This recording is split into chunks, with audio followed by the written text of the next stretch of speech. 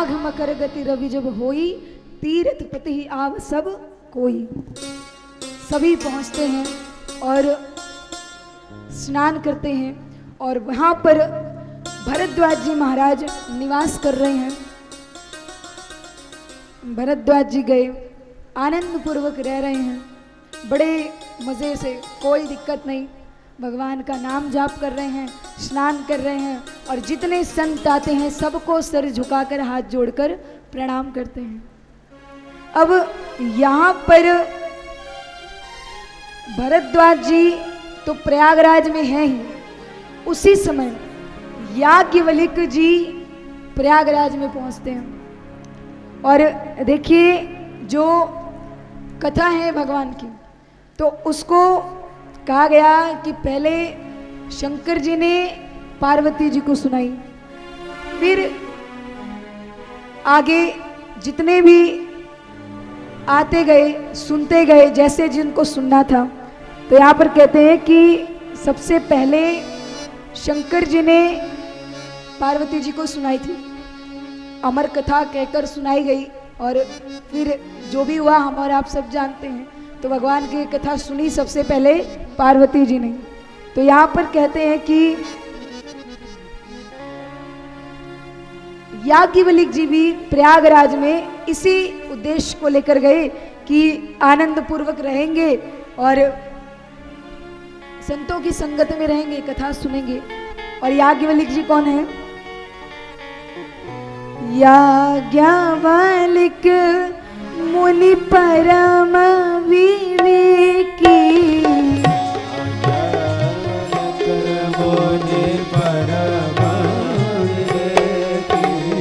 याज्ञवल्क्य मुनि परम विवेकी,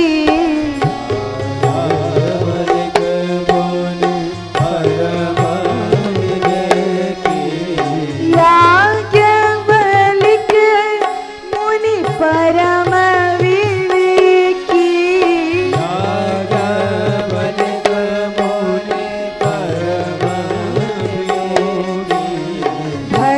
भरद्वाज राखहि पद तेकी, भरद्वाज राखहि पद तेकी, भरद्वाज राखहि पद तेकी, भरद्वाज राखहि पद तेकी। याज्ञवल्क्य मुनि परम विवेकी, बड़े विवेकी थे। वैसे वो बात अलग है कि जो विवेकी होते हैं उनको कथा नहीं समझ में आती, जो ज्यादा होशियार हैं वो तो टिप्पणी करते हैं, ये गलत है, ये सही है, ऐसा होना चाहिए, वैसा होना चाहिए। नहीं, हाँ कुछ विवेकी हैं जिनको कथा समझ में आती है। याज्ञवल्क्य जी हैं, जनक जी भी बड़े विवेकी थे। तो यहाँ पर याज्ञवल्क्य जी पहुंचते हैं और भरद्वाज जी से भेंट हुई याज्ञवल्क्य जी की।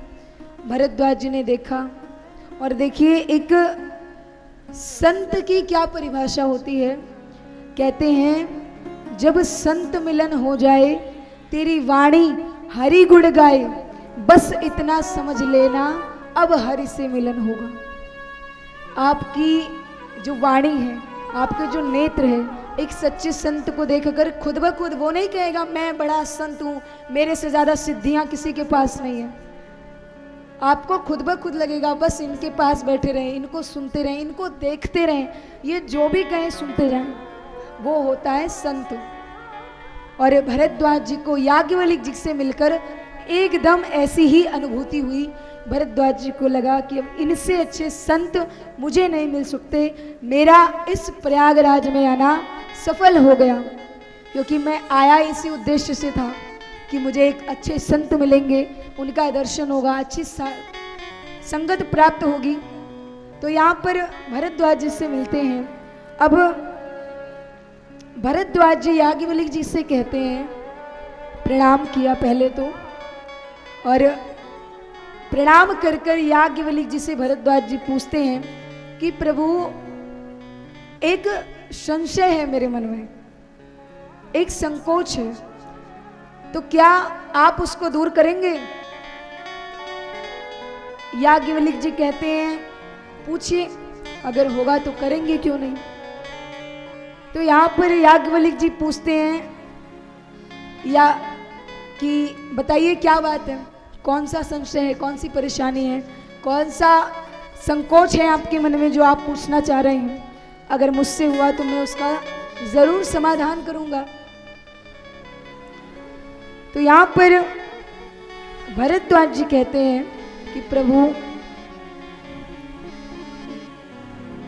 नाथ एक संशय बड़ मोरे, नाथ एक संशय बड़ मोरे, नाथ एक संशय बड़ मोरे, नाथ एक संशय भर मोरे, नाथ एक संशय बड़ मोरे, करगत वेद तत्व सब तोरे, करगत वेद तत्व सब तोरे।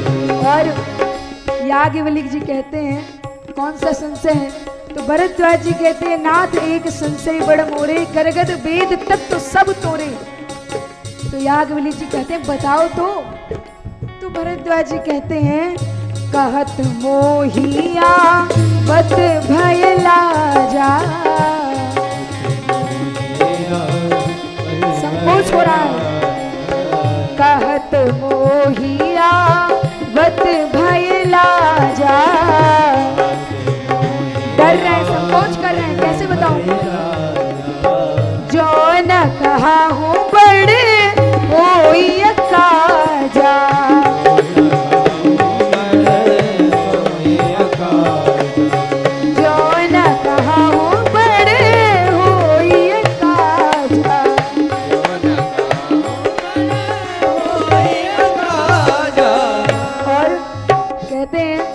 अगर नहीं पूछूंगा तो भी संशय, पूछ लूंगा तो भी संशय, नहीं पूछूंगा तो मेरा नुकसान।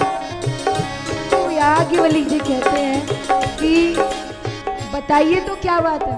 जब भरद्वाज जी ने कहा कि अगर पूछ लूंगा तो डर लग रहा है और नहीं पूछता हूं तो मेरे मन की शंका है, मुझे ही नहीं समाधान मिलेगा। तो याज्ञवल्क्य जी कहते हैं बताओ क्या बात है।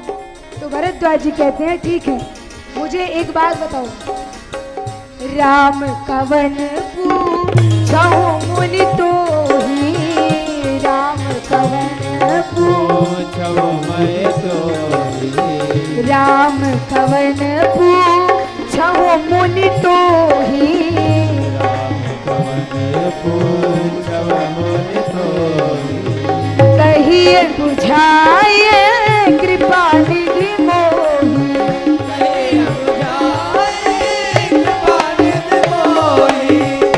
राम कवन पूछहु मुनि तोहि, राम कवन पूछहु मुनि तोहि, कहिए बुझाए कृपा निधि मोहि, कहिए बुझाए कृपा निधि मोहि, कहिए बुझाए कृपा निधि मोहि, कहिए बुझाए कृपा निधि मोहि।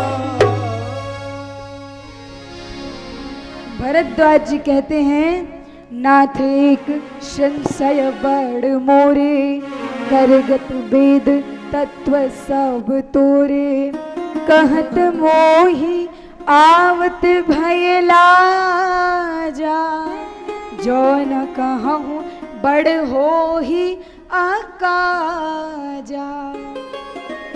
भरद्वाज जी ने कहा कि मुनि अगर मैं वो प्रश्न पूछता हूं तो पूछते हुए मुझे डर लग रहा है, कहा तो मोहि आवत भय लाजा, और जो न कहूं अगर नहीं कहूं तो बड़ हो ही अकाजा, मेरा ही नुकसान है। क्योंकि अरे किसी को कोई परेशानी है तो वो बताएगा नहीं, तब तक कोई क्या, अगर डॉक्टर के पास गए हो बोलोगे नहीं कि पेट दर्द है, सर दर्द है, बुखार है, तो वो क्या दवा देगा।